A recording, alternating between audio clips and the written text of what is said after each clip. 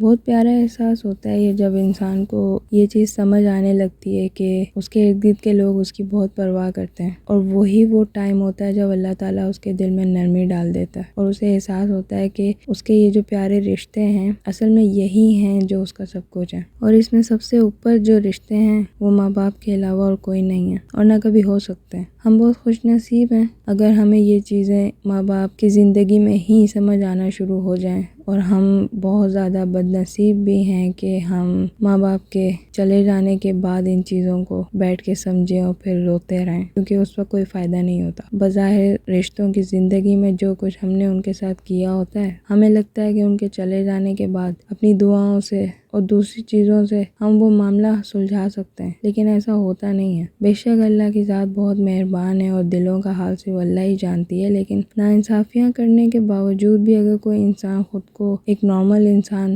ظاہر کر رہا ہے تو وہ ایک بہت بڑا دھوکہ ہے جو وہ صرف اپنے آپ کو دے رہا ہوتا ہے۔ کیا کر سکتے ہیں، اس دنیا میں طرح طرح کے انسان ایگزسٹ کرتے ہیں، ہر انسان کا رویہ، اس کی سوچ سمجھ، اس کی چوائسز سب الگ ہیں۔ بات ساری یہ ہے نا کہ ان سب چیزوں سے کوئی ایفیکٹ تو نہیں ہو رہا، اور اگر ہو رہا ہے تو ایفیکٹ ہونے کے بعد وہ چیزیں کیا شکل اختیار کرتی ہیں۔ اگر تو وہ اپنی اصلی شکل میں رہتی ہیں تو ٹھیک ہے، ایک انسان نے دوسرے انسان کو بھی برباد کر دیا، اور اگر وہ چیزیں اپنی اصل شکل میں نہیں رہتی اور تھوڑی بہتر شکل میں آنے کی کوشش کرتی ہیں تو اس کا مطلب یہی ہے کہ کسی نے اپنی عقل کا بہترین استعمال کر کے چیزوں کو تھوڑا ٹھیک کرنے کی کوشش کی، بٹ اٹ ڈیپینڈس کہ اس کے ارد گرد کے لوگ اس چیز کو ہونے دیں گے یا نہیں۔ تو دھیان رکھیے، یہ انسان کی ذات کے اس کے دل دماغ کے معاملے ہیں جس میں وہ الجھ کے رہ جاتا ہے جب دوسرے لوگ بھی شامل ہو جاتے ہیں۔